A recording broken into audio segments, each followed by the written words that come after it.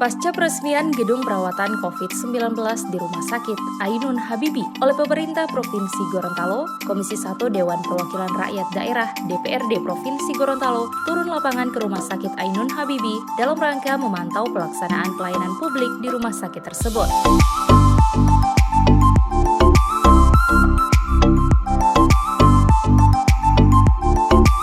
Dalam kesempatan tersebut, Ketua Komisi 1 Awe Talib menjelaskan pelayanan publik yang dimaksud adalah sistem pelayanan rumah sakit selama pandemi COVID-19, sehingga dibutuhkan kewaspadaan, kehati-hatian, serta kecermatan dari tim medis.